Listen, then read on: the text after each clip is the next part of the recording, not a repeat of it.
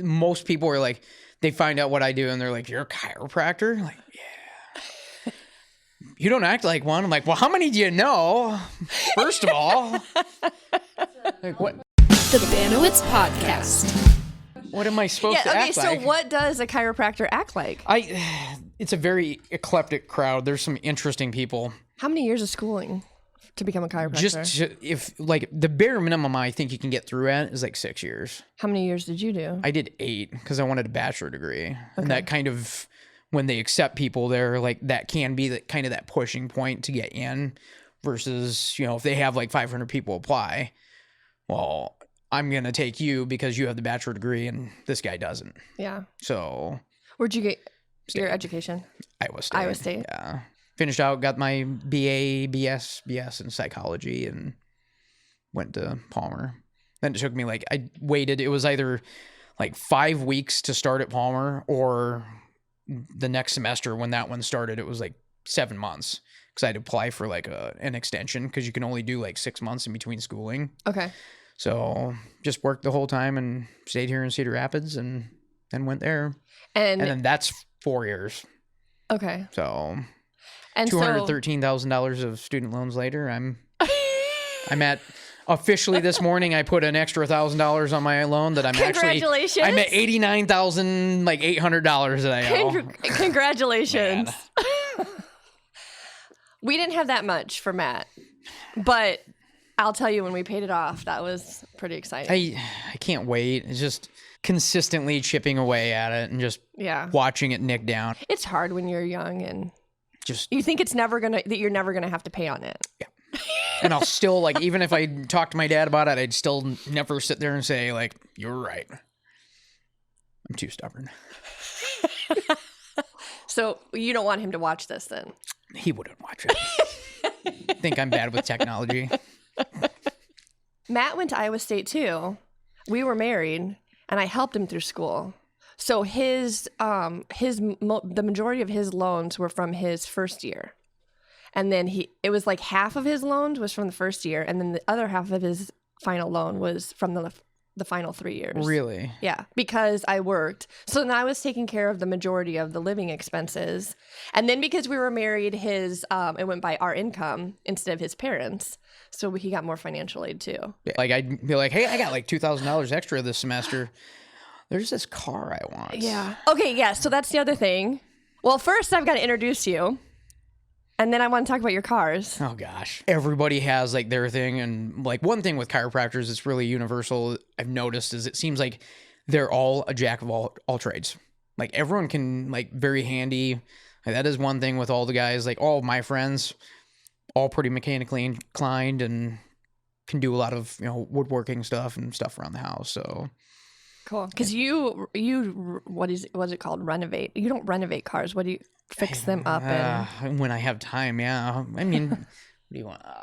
Just fixing them up. I have that one Dodge Rampage that I've had for, I think, like 6 or 7 years. Okay. And it's getting to the end of it, but I've been waiting. The guy's had it for a year. It was a patient of mine that's been doing the body work on it and been pretty patient with him on finishing it up, but I understand he's got a family, so he does it in his free time, and I barely have any free time to even do it myself. So, well, thanks for being on the podcast, and thanks for having me.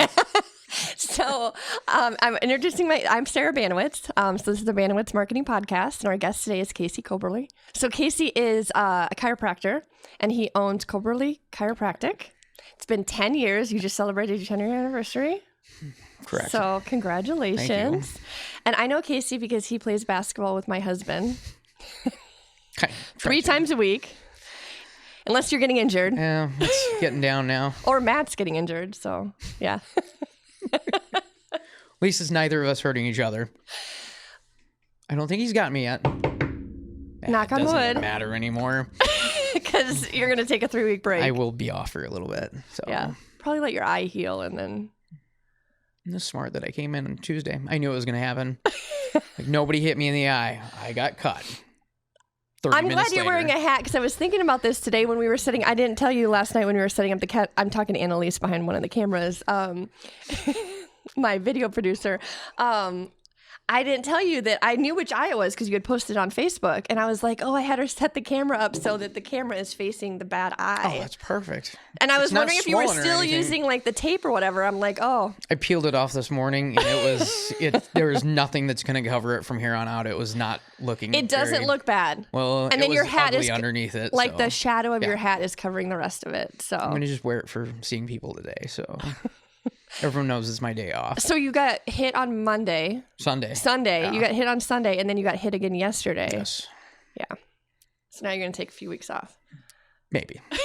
Maybe. This is why I'm a good healthcare provider, because it's do as I say, not as I do. And he had his wife tape it up. Who I asked, "What does your wife do?" She's an interior designer, not in the medical field, but She got it good. It looks good. brave. Probably It does. It would look worse Yeah. if I did it. Yeah. It'd been hard to do on myself. Okay, so what kind of cars are you working on? Or do They're you have all- multiple ones? They're or- all 80s and 90s turbo Dodge cars. Okay. I still like my daily drivers are like my Ford F-150, and then I got that Excursion that I drove today.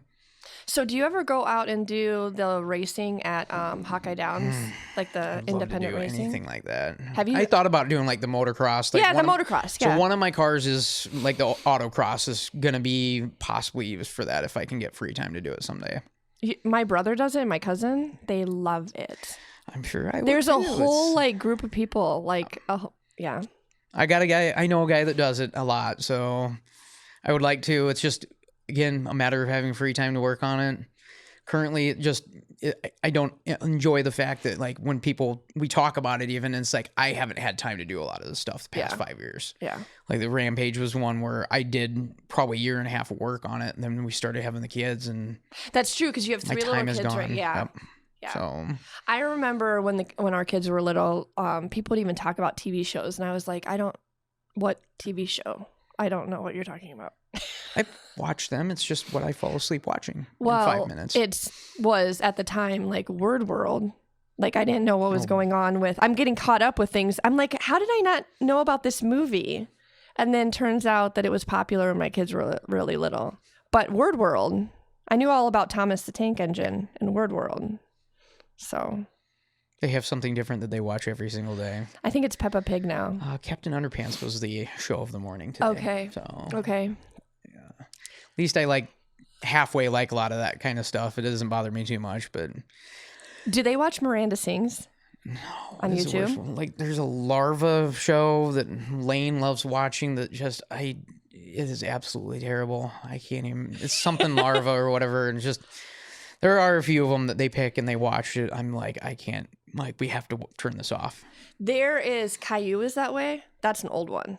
But when my brother, who's 28, was a kid, little, Caillou, whiny Caillou, that one was terrible. Power Rangers. That's what they were watching last Power night. I'm like, you Rangers. have to turn this off. That is one I've never liked. I wanted to be the pink Power Ranger. Oh my gosh, I kind of feel like I am. I might be. that show. Yeah, I keep looking at Annalise. No one else can see Annalise. But here, hand this to me. If I'm on it, you're on it. We don't have all of our... See? Smile!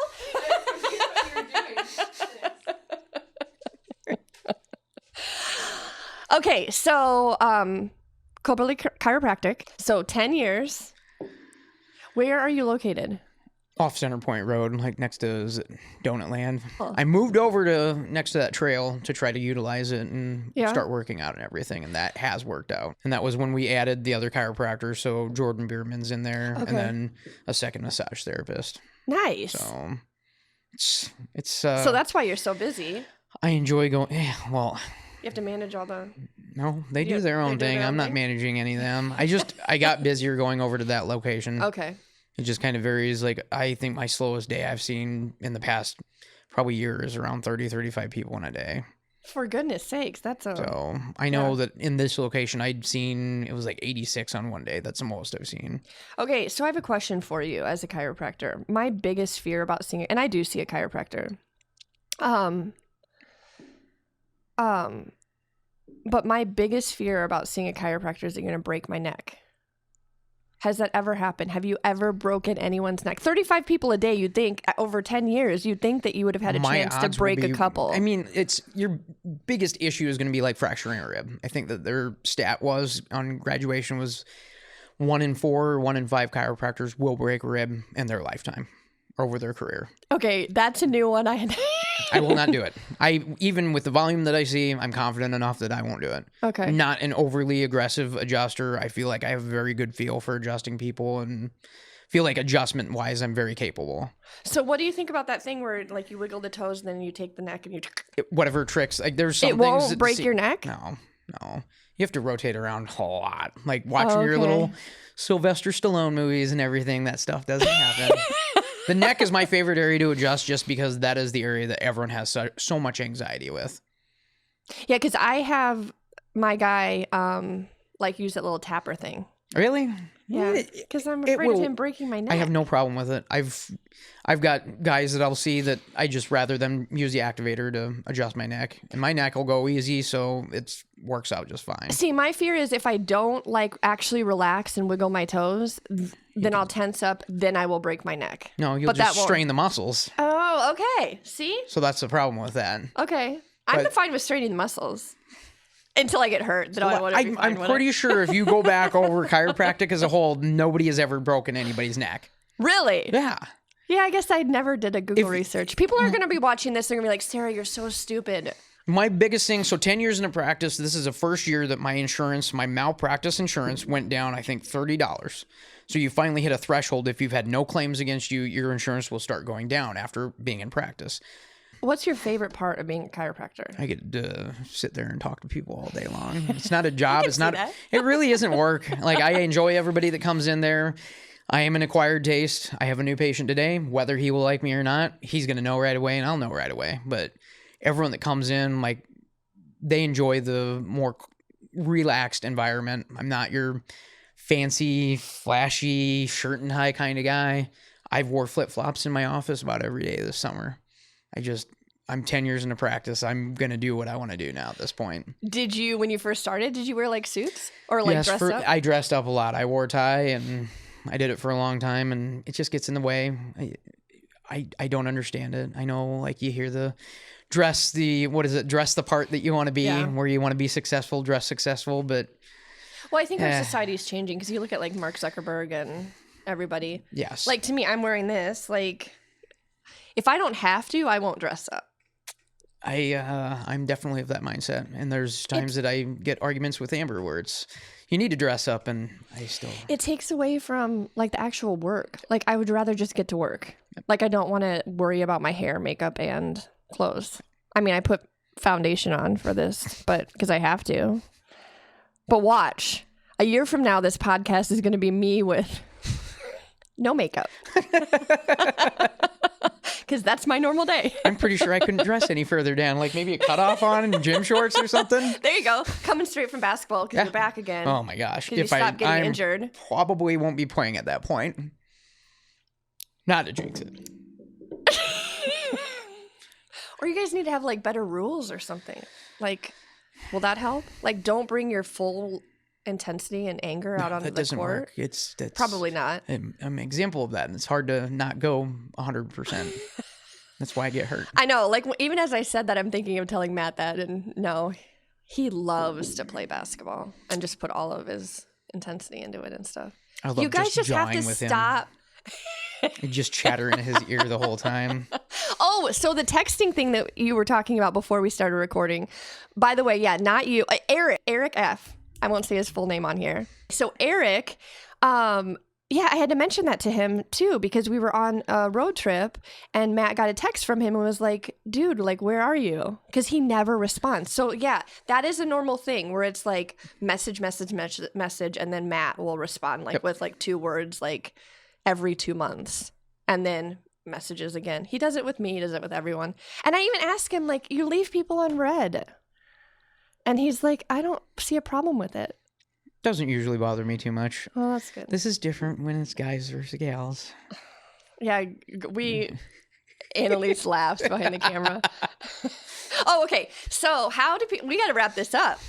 Because you've got a patient to get to. So Thanks for coming on the podcast. Thanks for having me. How do people book appointments with you? What's your website, phone number? Website's just Coberly Chiro. Can you spell it with it? COBERLY. Okay. CHIRO.com. Awesome. Or my phone number is 319-310-8148, and you can call or text. Texting actually works out really well. I started doing that like 10 years ago. Nobody was doing it at that point, but with me only being in the office myself, it was really nice getting to the messages when I could.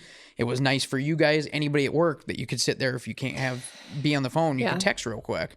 And now it's definitely become a thing. Yeah. So kind of a trendsetter. No, I agree. I appreciate it when I can text my appointments, and very few people I can do, like very few companies I can do that with. It works out really well. And I have secretaries there now pretty much all the time, but it still allows them to get to everything since they're juggling a bunch of different things. Yeah. So sweet. Over on Centerpoint Road. Centerpoint Road. Don't wait for the last second to schedule. I cannot get new patients in last second. How long is it taking to book a new patient right now? It's usually like 3 to 5 days for me to even get a new person in.